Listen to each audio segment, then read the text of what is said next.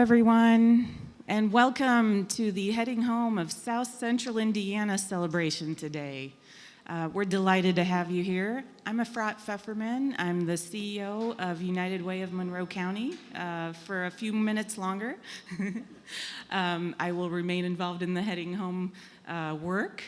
And before we get into this evening's program, I wanted to take a moment to acknowledge a great loss that we've suffered in this family and in this community. Dr. Greg May passed away just a few days ago. He was part of our working group in creating this plan. He was on the board of United Way. I know so many of you had a much longer history with him, all that he's done in the community. So instead of taking a moment of silence, yesterday some of us were at the service in his honor, and I was absorbing the fact that he loved to dance. And so instead of a moment of silence, I want to ask you all to join me in a moment of dance. Close your eyes, no one will look at you. And think of Greg. I don't know if there's music that we can play. Is there music we can play, like something with a beat, or we can just have it in our heads? Thank you. All right, 20 seconds. How about that? You ready?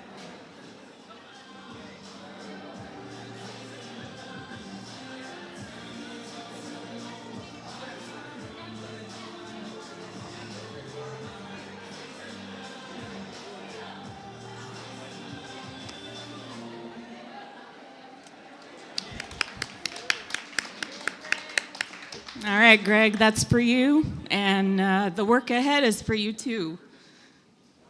So thank you for that, and I hope he's smiling somewhere. I want to also acknowledge we have some elected officials in the room tonight. Some of them you'll hear from, but I did want to acknowledge that we have some of our Bloomington City Council members, Sue Scambaluri, Susan Sandberg. I saw Ron Smith. Did I miss any of the council members? Thank you for being here today. I also saw County Commissioner Penny Githens, there she is, and Mayor John Hamilton, City of Bloomington, and I saw Bloomington Township Trustee Kim Alexander in the back somewhere, and I hope I didn't miss anyone. Did I miss anyone? Let's give them all a round of applause. Thank you. Well, we are so excited to have you here today. The Heading Home collaboration is really, for some context, I'm going to rewind a couple of years. In the pandemic, we worked together as a community collaboratively on a lot of the issues that were surfacing. A lot of them had been there, and a lot of us were working on them, but I feel like the pandemic really brought us together to work more closely on things. And then as we saw sort of the needs that needed a little more attention, we had some urging from the city, the county, a lot of the providers to see if we could come back to a community plan that brings all of us together rowing in the same direction around the issue of homelessness and housing insecurity, right? So we had, over 60 folks on different committees, on the working groups. I know many of you were involved in that work, putting together the Heading Home plan so that we have this blueprint for our community to make homelessness rare, brief, and non-repeating. And then, the silver linings of the pandemic, one of them was our community had access to some resources, some ARPA funds, and the city and the county said, this is a priority. Let's put these funds to work. United Way, the Community Foundation, the South Central Housing Network all came together to say, we can actually put people like Mary and Tatiana on this issue full-time alongside all of the folks who are working on the front lines day in, day out, and tried to bring the programs that we needed to bring into the community to fill gaps, try to look at the structural and systemic things that we needed to do, Mary's going to talk a lot more about this, and I'm going to introduce her in a minute, but that all just goes to say that this work is all of us. It took so many of you to come up with a good plan that had the consensus, that had the energy behind it, and the funders helped with the funding that can help us launch this in full. We're so grateful to them for that. United Way and the Community Foundation, Tina Peterson well, you'll hear from her soon, but you and I worked alongside so closely together, and then as we brought the team on board, it was great to have someone like Mary Morgan, our new Director of Housing Security, and Tatiana Wheeler, who's here somewhere as well, the Assistant Director, to really just be here for the community and this network that so that we can provide that dedicated leadership and the convener around all of this work that you're going to hear about tonight. Some of it you're going to hear about what Heading Home is doing, but you're also going to hear about all the work that is going on at the individual agencies, because there's so much good stuff happening, so much positive stuff, and so thanks for letting us have a chance to share it with you this evening. I'm now pleased to welcome Mary Morgan to share more and get this program started. Thank you, Mary. Thank you. I'm going to see if I can get this out with my weak upper body strength. All right, thanks. Gosh, it's great to see you all. I know that some of you, as Efrat said, we saw each other yesterday at Greg May's memorial, and it's just great to see you and in a context where we can celebrate and we're not on Zoom, which is where I've seen a lot of you in the past. I want to say, first of all, thank you to Jen and Gabe, who have made this slideshow possible today. Tatiana and our interns worked very hard on it, and we were having some technical difficulties, so they came through in a clutch, and I really appreciate it. That's kind of our whole ethos, is everybody pitches in and does what they can. I'm going to be fairly brief in my remarks today. We at Heading Home have been in existence for less than a year.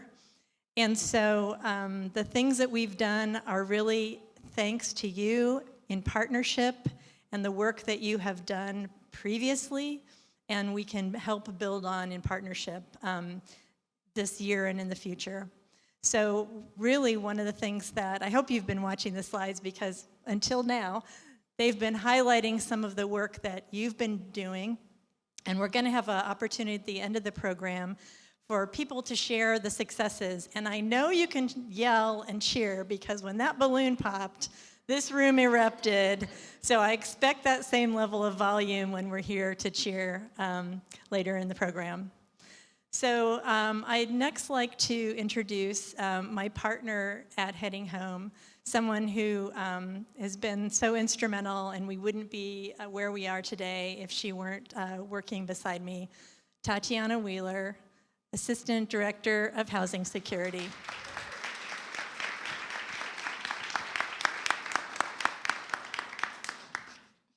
Thanks, Mary. She really hyped me up right there, but so good to see all of you. I'm just going to share a little bit of my story and how I came into the work of housing security. So, stories are often rooted in where we come from. So I'm from Northwest Indiana, from the region, if there's any region rats in the room, whoop, whoop, yeah. I was raised between Gary, Indiana, and Maryville, Indiana. And I'm also a recent IU grad, so IU alumni is where you at, yeah. Couple of you.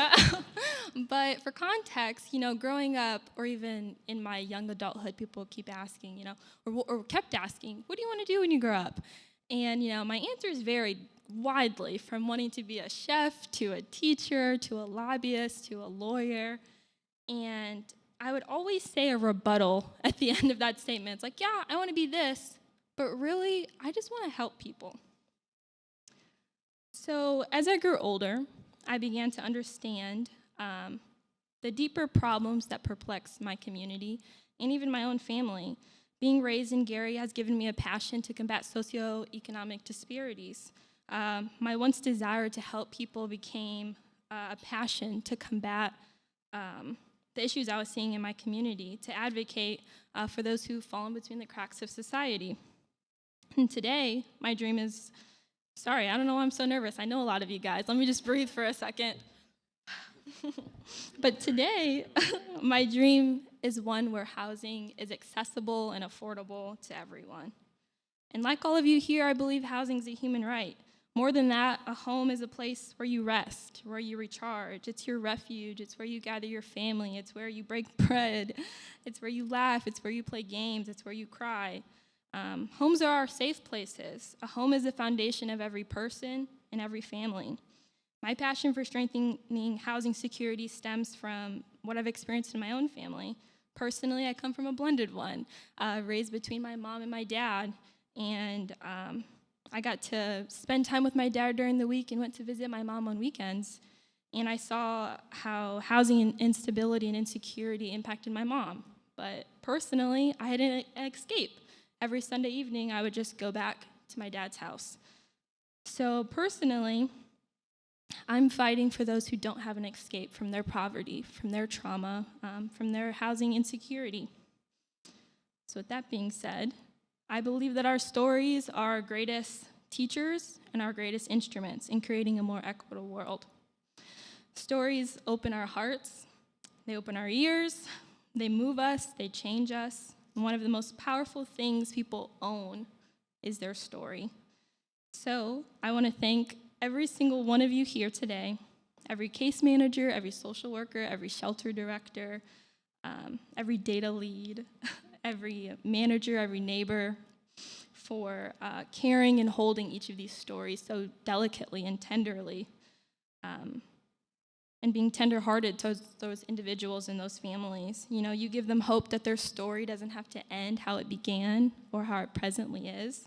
You give them hope that a better tomorrow is possible. And I hope that today, in talking to one another, that you feel encouraged, that you're not alone in this fight, but that right there at the table beside you is someone who has that same mission and that same goal as you, to house our community. And I believe that truly, as a community and a region, that we are better and stronger together.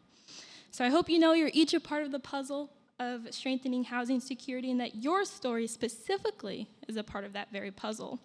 Whether you have lived experience, a background, a professional degree, a passion, a platform of advocacy, or political power, here together in this room and in the greater region of South Central Indiana is where we find solutions to housing security in this region. So thank you. Thank you, Tot. Thank you so much. I feel like we're stronger together, you and I. We wouldn't exist without support from our funders and partners, and the City of Bloomington and Monroe County really stepped up to launch the Heading Home initiative. So tonight we're going to hear a few words about why that work is important from both representatives from the city and county. I'd like to first introduce Mayor John Hamilton. Thank you very much, John Hamilton here, Mayor of Bloomington. I'm very happy to be here on this celebration of the collaborative power of the partnerships that strengthen housing security in our community and region. I want to thank Mary Morgan. Thank you for your words and leadership. Tatiana as well. Thank you very much for those words and the story. Tina Peterson, Efrat Pfefferman, Beverly Callender Anderson, thank you. City Council, thank you. Monroe County Government, many fine folks from United Way of Monroe County Community Foundation, South Central Housing Network, Heading Home Advisory Group, City of Bloomington employees, some here I know, working to address housing insecurity. There are lots of groups and organizations to thank. So feel it. And we're really very appreciative of how the whole community works on this. As we gather at this place that holds memories of Bloomington's past, I do want to acknowledge a fuller past and recognize and honor the Miami, Delaware, Potawatomi, and Shawnee people on whose ancestral homelands and resources Bloomington is built, as well as people of color whose lives and labor were extracted by force. Housing insecurity ripples through a community. Community impacts are felt all over in physical and mental health facilities, hospitals and doctors' offices, rental properties, businesses, nonprofits, churches, social service agencies, mosques, synagogues, in public spaces and in schools and in daycares, front porches, jails, prisons, park benches, grocery stores, bus stations. Our whole community suffers when housing insecurity persists.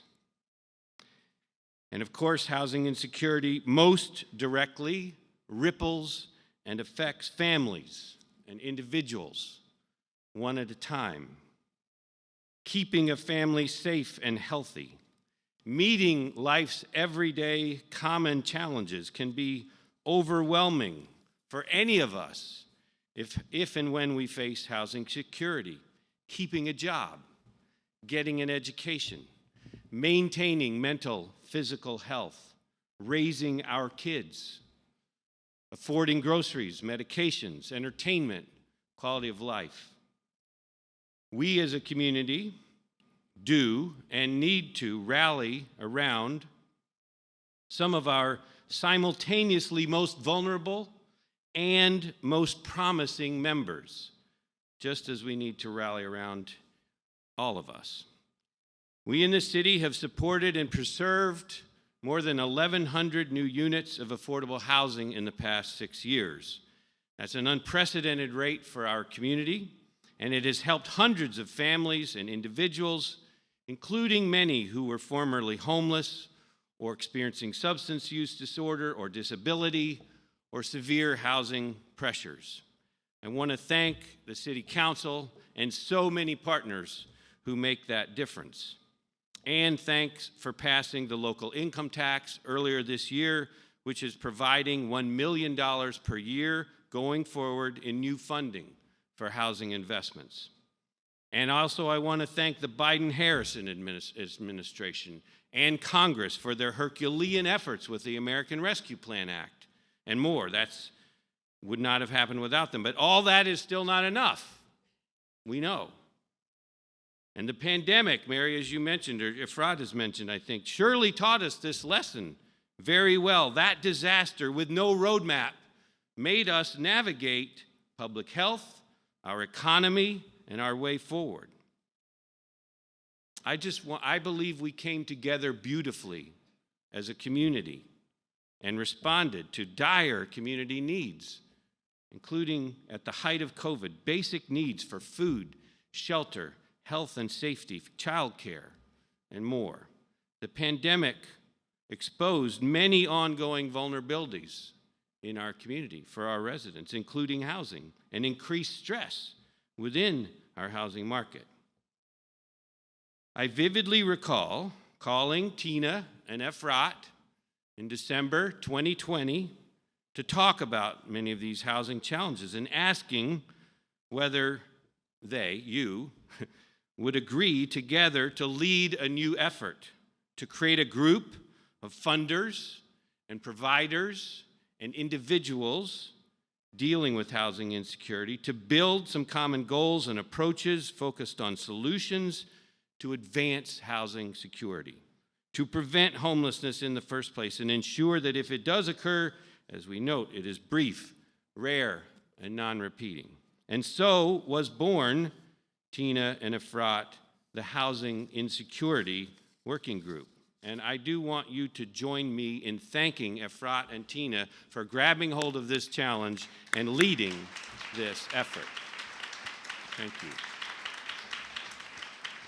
you. You led a powerful collection of allies for nearly 2 years now, bringing us to today. And building on the work during the pandemic and the earlier plan, and with wide community involvement and support from many of you here, that working group launched the Heading Home 2021 plan, addressing many contributing factors to housing insecurity, financial, legal issues, emotional, physical, mental health, and others. The plan embraces the concept of housing first, removing barriers and quickly, successfully connecting families and individuals to permanent housing. The Heading Home Coalition, focused on Monroe and 5 surrounding counties, became the first Indiana community to join the Built for Zero movement to decrease homelessness. And this national network I know you've heard about and will hear about, the 100 communities working to end homelessness equitably, measurably, period. As you heard, the city is committed to and has invested in this really important work. In addition to $1.2 million initially committed through our Recover Forward program, we dedicated an additional $1.5 million to fight housing insecurity this year. I know you'll hear shortly from the county, Penny Giddens, which also stepped up with significant financial support. This Heading Home initiative is an example of what is best about our community. It is people of goodwill and mission coming together to improve our community. It is wholly consistent with Bloomington's character as a place aspiring to be a welcoming and safe community where everyone can thrive and belong. Housing brings safety. Having a place to call home within a city that is home lets our residents participate fully in life, in community building, in creating our shared future of climate resilience, high quality of life, and optimism. Congratulations to all, and onward we go, building for zero and heading home for all. Thank you very much, and thanks for what you do. Thank you. Thanks. Thank you. And next we'll hear from Monroe County Commissioner Penny Giddens.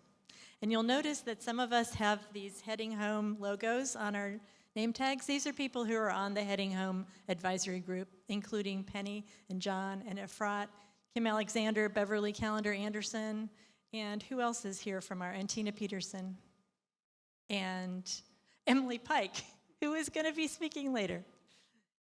Thanks, Penny. Thank you.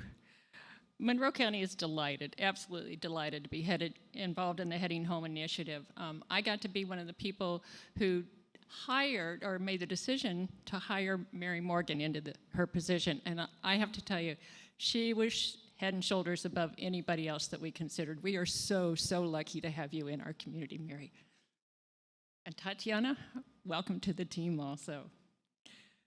Keeping people housed, of course, is important at so many levels. We know from Maslow's hierarchy of needs that water, food, and shelter are foundations for meeting other human needs. We can't have a healthy society, a healthy workforce, or children who are ready to learn without meeting those needs. Unless one has water, food, and shelter, it's difficult to address the health needs, apply for jobs, and keep families together. Simply put, for the safety and well-being of our entire community, people need housing. So I want to go back a little bit in time and talk a little bit about Monroe County, what we've been doing even before the Heading Home program began. And of course, COVID kind of let us know that there were a lot of problems. During the COVID pandemic, we made $200,000 available to our township trustees to help people pay their rent and keep the utilities turned on. That's to keep people housed. Second, again during COVID, we provided grants, small grants to businesses to help keep them afloat and keep people employed. And we also provided money to the Hoosier Hill Food Bank, to Pantry 279, to Community Kitchen, to keep people fed so that they weren't having to make the decision about whether or not to pay for food or housing. In parallel to those efforts, we also want to make sure that we acknowledge the work of Catherine Stafford and what she's been doing with the Housing and Eviction Prevention Program, which of course keeps renters from having an eviction on their record. And for those of you who don't know this, if you have an eviction on your record, it's very, very hard to find a landlord who will take you. So going forward, in addition to the Heading Home program, Monroe County has pledged up to $500,000 to Beacon for a new facility, one which will provide both transitional and permanent housing for Beacon clients.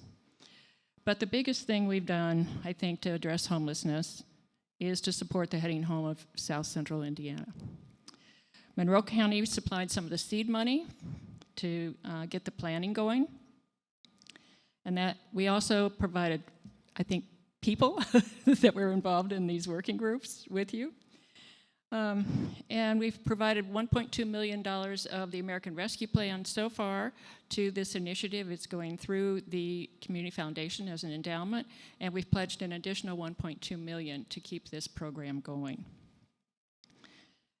This money will not only be to pay for staff, but also help with things like a landlord risk mitigation program, rental deposit money, renovations of uninhabitable residences, and a dashboard that I think Tatiana is involved with to help us keep track of how we're doing.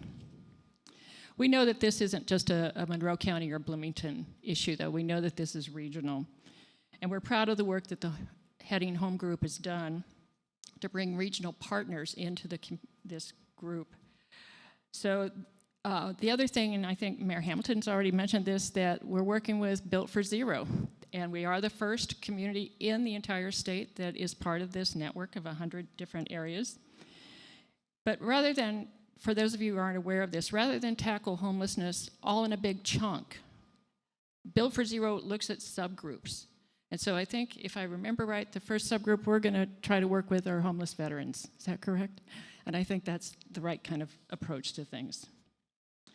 But Monroe County is also working on some other things, as you're probably aware of. We're working on a new criminal justice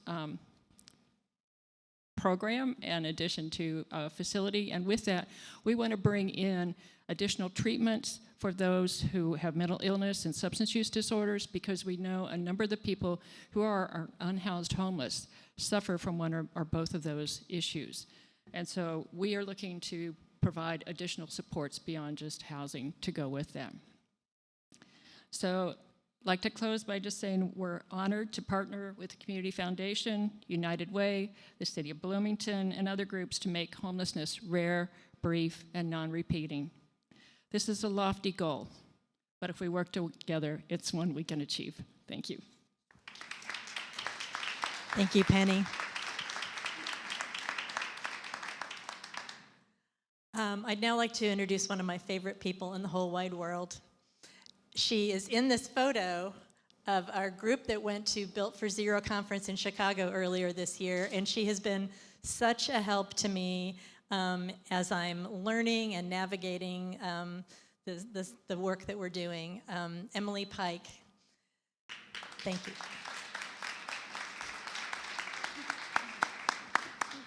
Thank you, Mary.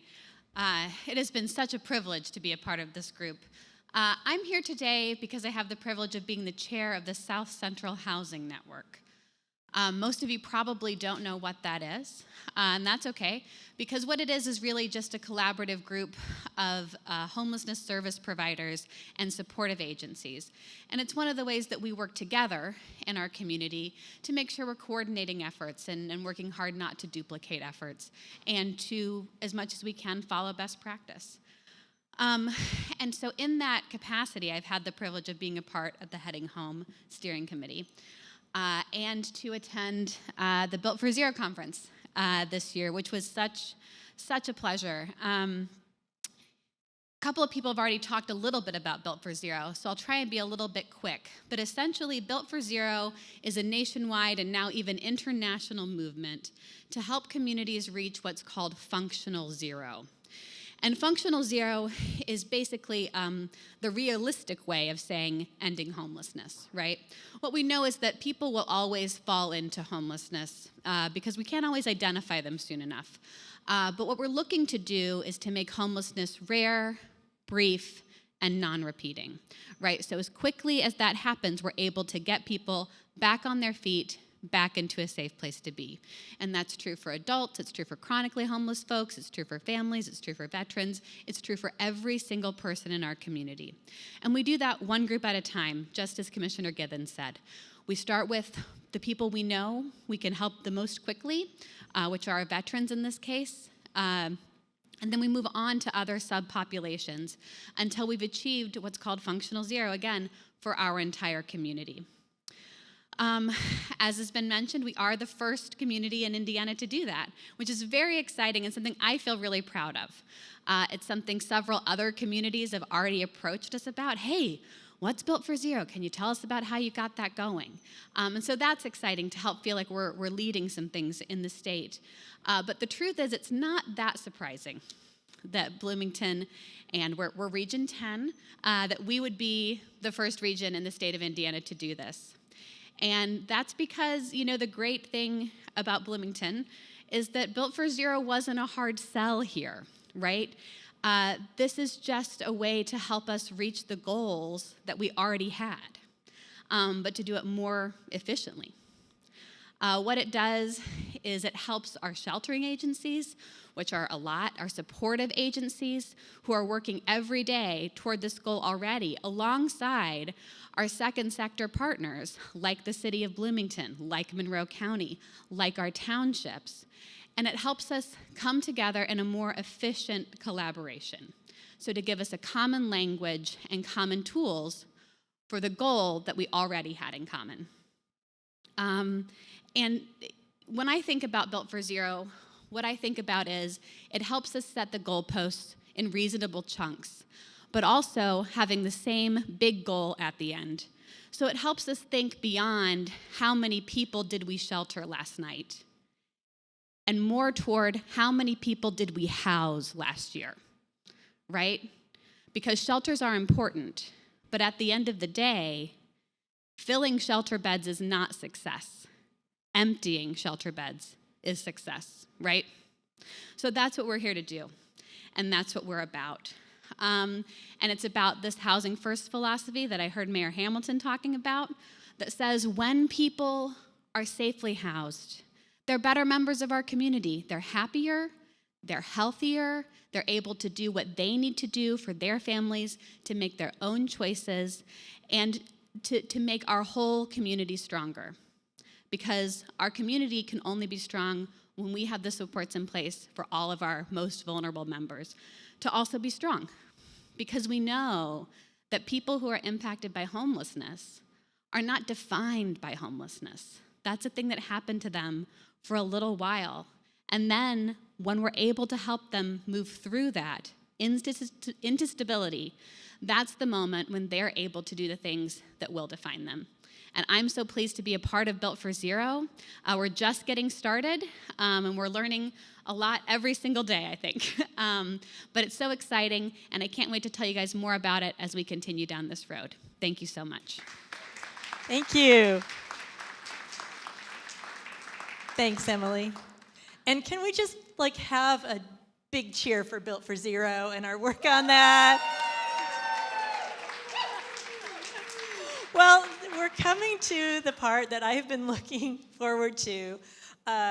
Nothing against all you speakers that were wonderful, but I really want to generate some energy for the work that you're doing and the sharing that we can have here in the space. So this is going to be the pass the mic portion of the program, and I know some of you, I've kind of pointed out and said, can you do this? But anybody who has something they want to share, a success from their agency or organization, or as an individual that's related to housing security, we want to hear it and we want to cheer it. So who would like to go first? Leon, Bloomington Housing Authority. Hi, everybody. There's a lot to share about the Housing Authority, but most exciting is the funding we received in partnership from the city and soon maybe from the county to start what's called a risk mitigation fund, a landlord risk mitigation fund. And so what that program will allow us to do is to support renters who might otherwise be turned away from landlords and incentivize those landlords to work with those renters and give them opportunity for housing. The program will be for Section 8 participants as well as income qualified income qualified residents who would otherwise qualify for a voucher. So the idea is to how to get more landlords to work with the Section 8 program, but also serve those who don't have vouchers. So there's a lot of moving parts with that program. We also received a grant from the Community Foundation to provide on-demand deposit assistance. So to couple with that program, we're pretty excited about that. And my partner here, Jessica, she's our housing stability coordinator. We've been working really hard and using her expertise from her prior work at the Rapid Rehousing program. So I think we'll be in good hands. The other thing I think is worth mentioning is thinking about housing security is food security and helping people stay stably housed. We recently received a grant from the Bloomington Health Foundation to start a pilot grocery shuttle program. And we'll roll that out here in the next few months. And yeah, so we'll be able to help families get to the grocery store, because anyone who knows about the Crestmont and the Walnut Woods communities, they're located in food deserts. So we hope to open that up to our residents as well as Section 8 participants. So, yep. Leanne, Jessica, welcome. You are so welcome. I know that Leanne's been talking about having you for a long time. All right, who's next? Who's got something to celebrate? Melissa? HealthNet. Let's give it up for HealthNet. Yeah, hi, I'm Melissa Burgess. I'm a social worker with the HealthNet Homeless Initiative Program. We're really excited to be in the community. For those that aren't familiar, hey, you guys, who aren't familiar with us, we are a street medicine team. I started in November. We've been actually on the streets, I think, since March. So our team consists of myself, Margaret, who was here, our street outreach worker, and then we have a nurse practitioner. And so we are providing medical care on the streets, in the encampments. We also have a clinic at Wheeler Shelter. So really excited to announce too, we received a grant from the Bloomington Health Foundation to expand our team. So we will be adding another nurse practitioner. We have a psychiatric nurse practitioner, and then potentially 2 other outreach workers. So we will be able to provide care 5-6 days a week, extending. We're actually getting ready to start a clinic at Middleway, at Rise as well. We're waiting on HRSA approval to have a clinic at the downtown library, and then also working to have a clinic at Crawford. So we're really trying to broaden and just really meet the need for people. Obviously, healthcare is housing, and so we really work closely with our partners. We couldn't do it without the partners, so really grateful for all of you. We're located currently right now in the Bloomington HealthNet Clinic. We're looking for a facility since our team is going from about 2 to 7. So yeah, really, if I have not met you, I'd really love to meet with you. And thanks for having us be here. Yay! Melissa, it's been amazing to see how much you've done in the short time that HealthNet has been here. So thank you for that. All right, who's next? This side of the room, Bill Ferry, Centerstone. Woohoo! Hi. Thank you, Mary. Leon and Melissa, you two are a hard act to follow, so I'll keep it fairly brief. But actually, Melissa and I, it's good to see you in person. We graduated high school together. Yeah. So, yeah, really, I just wanted to, sort of point out and accentuate some of the work that Centerstone's been doing for some time through our permanent supportive housing program. And my program, which is called the PATH program, which is projects for assistance and transition from homelessness. And I've been providing outreach to unhoused folks for about 15 years. And we work in partnership with, the Bloomington Housing Authority, with the Bloomington Police Department, with IU Health, with the South Central Housing Network, and with United Way, and pretty much every agency in town to provide some homeless alleviation services. And also with Centerstone's FHHC grant, the Finding Home and Health in the Community grant. Those ladies do amazing work. And recently, just kind of on a personal note, we were able to house someone who had been very, very chronically homeless and was a very publicly visible figure who had been sleeping outdoors on sidewalks and under trees for at least the last 6 years, and he's been in and out of homelessness for since I've been on the job. So we're talking since, the late 2000s. And just yesterday, I was able to help him bring some groceries into his apartment for the first time, and he shed a tear or two. And I got a little bit of a lump in my throat as well. So not every day is quite that successful, but it was really nice. It really made my week. Yeah, thank you. Thank you. That's just awesome. My gosh. I would love to hear, I know we have some people who were here who've traveled a little bit farther than Monroe County. I would love to hear some success stories from maybe Morgan County. Where are my Wellspring folks? Did they already leave? Oh. Where? Oh, there. Sorry. No? All right. You guys have a new dental clinic, which is awesome. So give it up for the Wellspring Dental Clinic in Martinsville. How about Bedford? I know I saw some Bedford people here.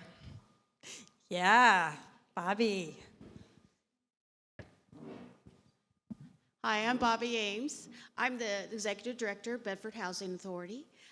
Some successes that we have had. Well, we've been working with the shelters in the city, and we are trying to focus on homelessness. And when I went to your symposium you had in Bedford, it just opened my eyes. You know, it just made me think there's others out there that I can connect with and get more resources and get, because I'm a new director, so I'm still learning, and I can get some, get some tips from other folks in the area and from other resources that we have that can kind of push me along and give me some ideas of what we can do. So we've been trying to really focus on the homelessness, and it just kind of gave me a little spark, and it gave me a direction I need to go with. So thank you for having me. Thank you. Thank you. It's so great that you're open to partnerships like that. We really appreciate it. All right, who else has some great news, successes? Yeah, over here. Hi, I'm Jordan McIntyre, the Executive Director of New Leaf, New Life. This is Stacy, our Assistant Director. With our funds that we receive from the Heading Home Grant, since July, we have been able to house 28 people that are leaving incarceration here in Morgan County. Of those 28 people, our recidivism rates are 0. So hoping that we can continue forward with that. So thank you all. Thank you so much. That's awesome. That is amazing. And the Heading Home grants that I think you're referring to were given by the Community Foundation of Bloomington, Monroe County. So thanks to them. All right, I saw another hand up back here. Okay, great. Chase from New Hope for Families. Woohoo! Thanks, Mary. Hey, my name's Chase. I'm the shelter director at New Hope for Families. I've been there for about 3 years. I feel very fortunate to be there there at a time when we've built a new building to increase capacity in our early learning program and in our shelter program. I also feel really fortunate to be in this community right now when so many great agencies are collaborating.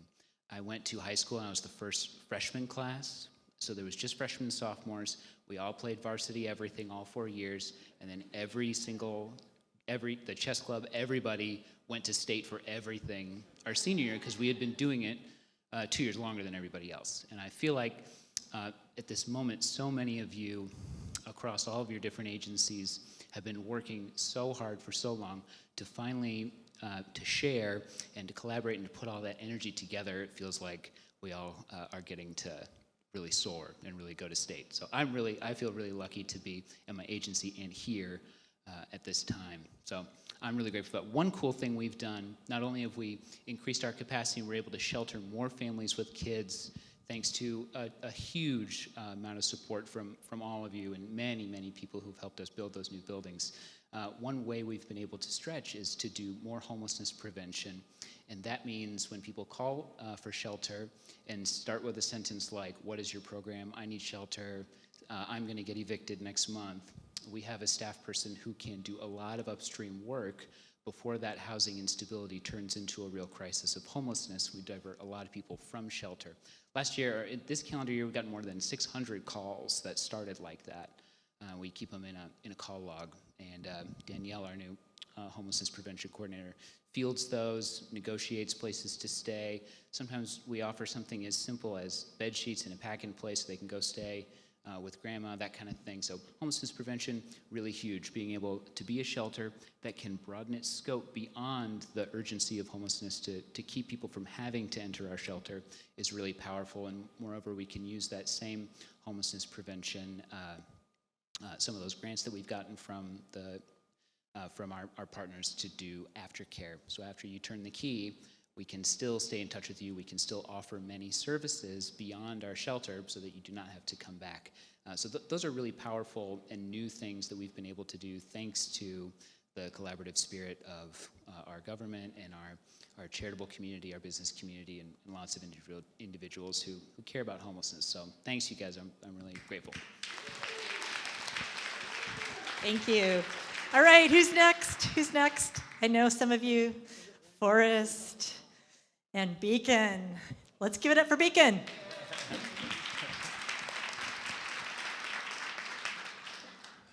Thanks, everybody. This is awesome to see this crowd here. It's just beautiful to see so many people here thinking about this and working towards this. So I loved how Bill just shared a personal story about a client, and so I just wanted to add to that. And one of the things recently, just very recently, I was working with a client who just was there after hours at our day center and needed a ride over to our overnight shelter. And she also happened to be transgender. And we drove over there and just started to have a conversation about how she was navigating all of the shelter services and all the stuff that can go with being homeless and transgender, and talking through that. And I found out in that process that she had a couple of bags of clothes with her that were given to her by one of our staff who had a friend who was tall, so that she could have some clothes that fit with her height, and another staff member had given her a makeup kit, and that she just felt really safe and cared for at our shelter. And that to me is a major win, you know, to be able to know that a person who is going through not just homelessness, but being homeless and transgender in a society that doesn't treat people in either category very well, that she was feeling welcomed and loved and nourished and safe and cared for. And right now at our overnight shelter, Friends Place, we have 3 people who are transgender. We have and about 8 people in the LGBTQ community. I'm just super proud of that we've created a space that welcomes and makes people feel safe. In so many other places, they don't feel safe, and that they feel safe in our shelter and welcome and warm. So I'm super excited and grateful for that they have a safe place to be. Yeah. And the other just kind of big news is, I think some of you know that we're working on a really serious building project, and I think it's an innovative project. It's an attempt to create a model of uniqueness in homeless services, where we have a day center on the first floor, that we have an overnight shelter on the second floor, and then we have permanent housing above. So it's kind of literally built into the building is a statement of progress, right? It's a movement of progress right within the building. And so we're moving forward in that and are very excited about that. Penny mentioned a gift that the county has pledged to that project. The city has also pledged some funding to that project right now. We expect it to be about a $14 million project. And we are very happy to say that we just received official notice that the state has committed $7 million to the housing portion of that project. So we're super excited about that.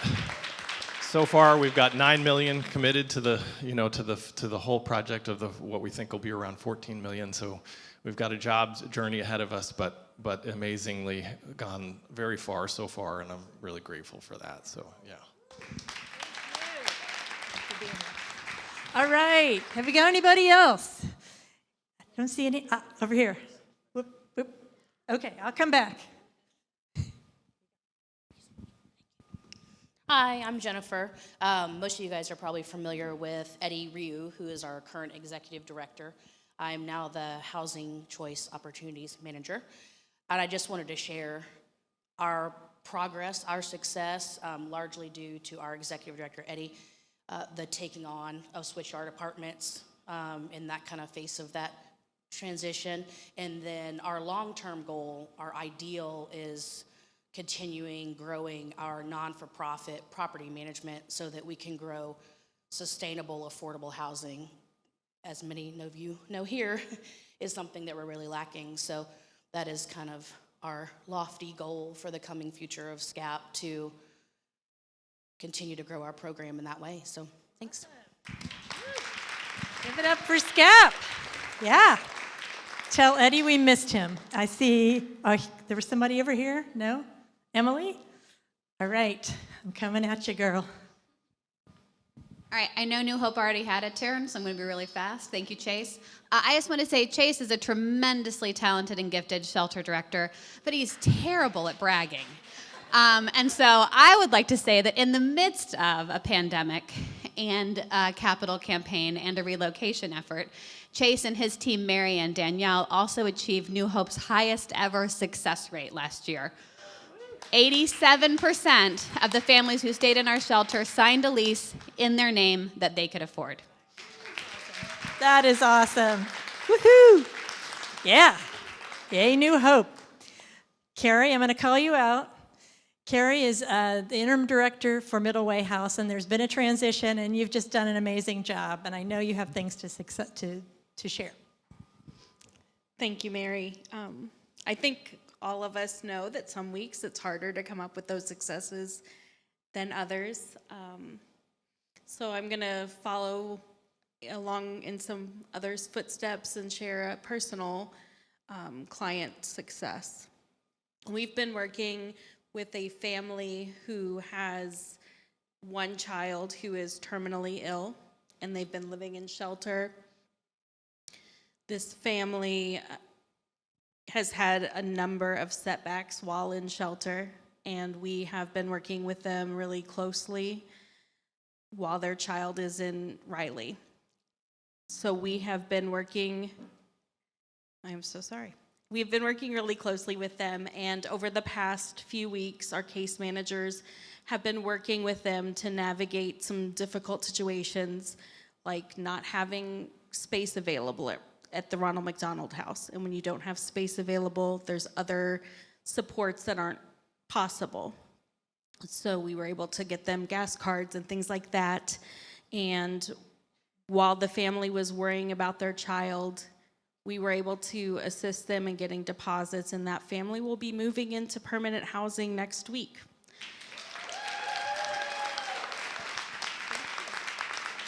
Thank you. Oh my gosh. When I was telling somebody about the idea for this program, they said to me, we have not achieved enough success to celebrate. And you know, the success that we're shooting for is such a big, big thing that we have to celebrate these successes.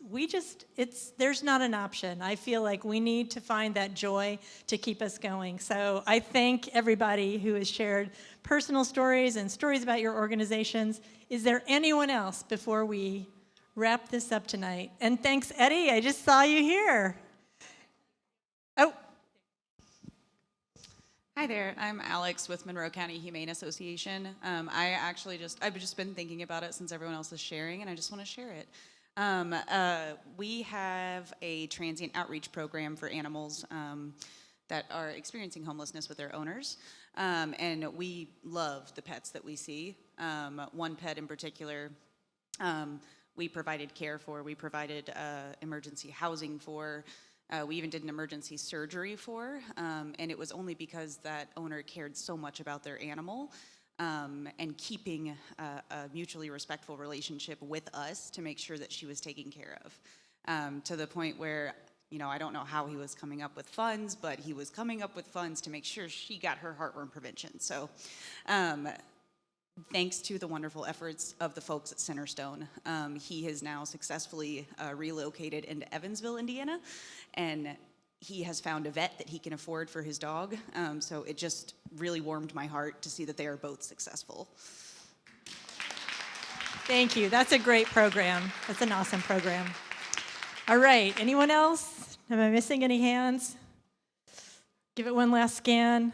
Well, let's give one last round of applause for everybody who shared and all the work that's being done in our region. Hey, woo!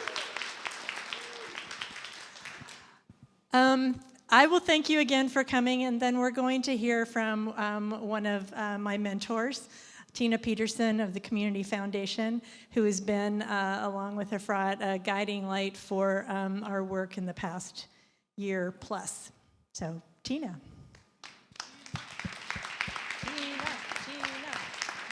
You want this or?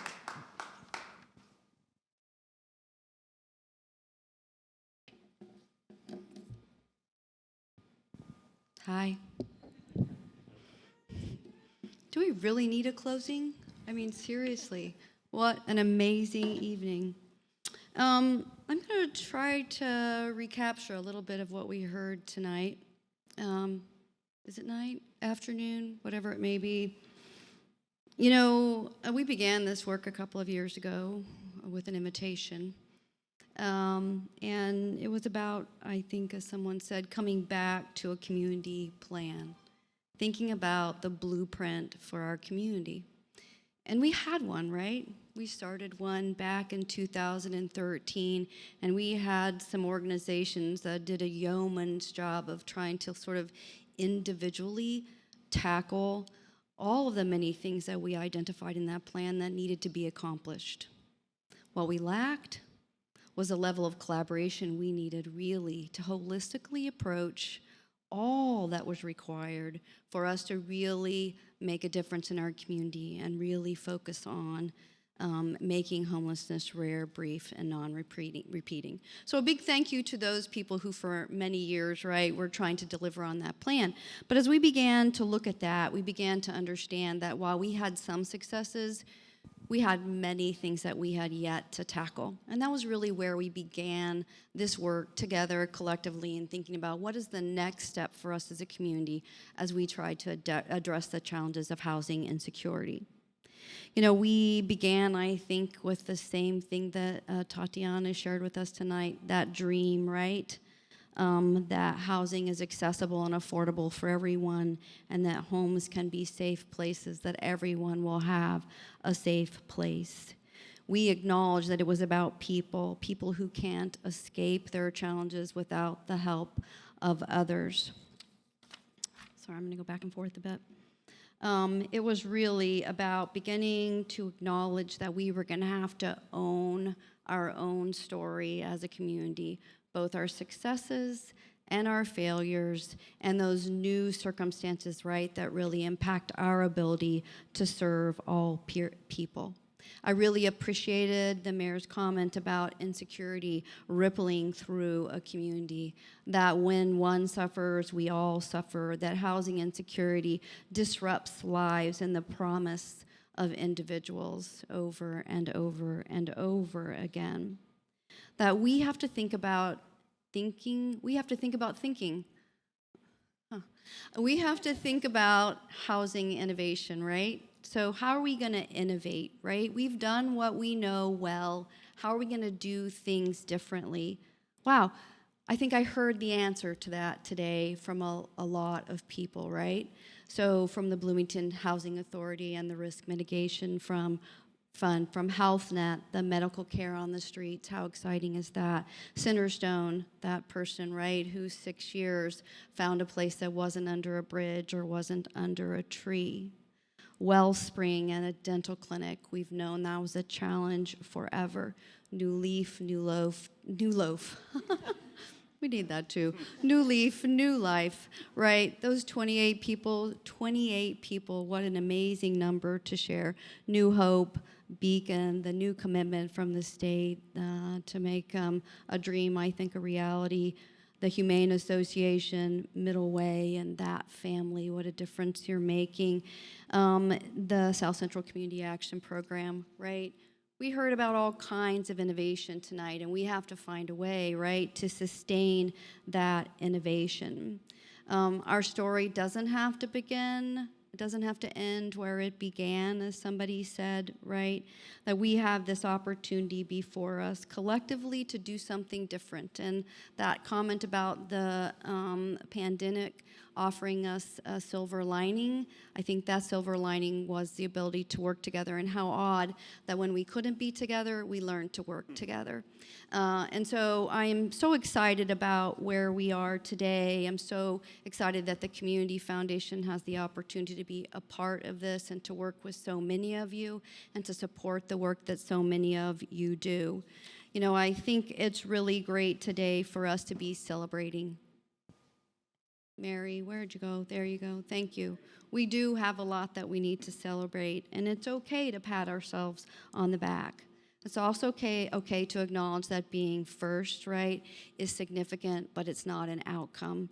And we have outcomes that we really have to pursue. And it's going to continue to mean that we are all in the same room, in the same space, at least in the same headspace, right, about where we need to go as a community. And when we think a little about data, which is so important, and I can't say enough about the work that Mary and Tatiana are doing, I think that the tough part is going to be that what we really want to figure out is how many people we will never know about, how many people will not need our help, because we put things in place that meant that they never got to the place where we had to worry about homeless, meaning brief or non-repeating. So we will probably never know the complete story of our success, but I think success is what we're all striving for.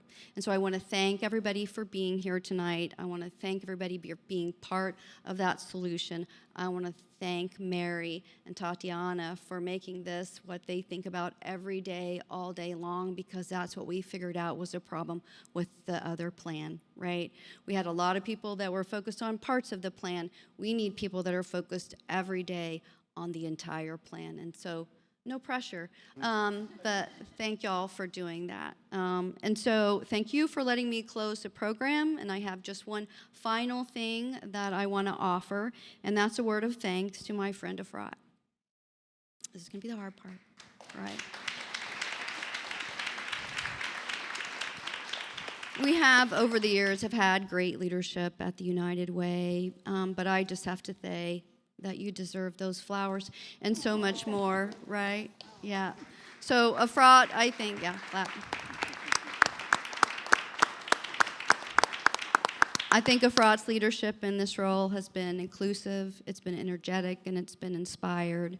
And so I want to thank you for your leadership. I want to thank you for the opportunity that I had to work with you, and so many in this room had the opportunity to also to work with you. And just to tell you, you know, the work of townships is so critical to what we're doing, and so you can't escape us. So, so thank you, and thanks everybody for being here tonight. Have a good evening.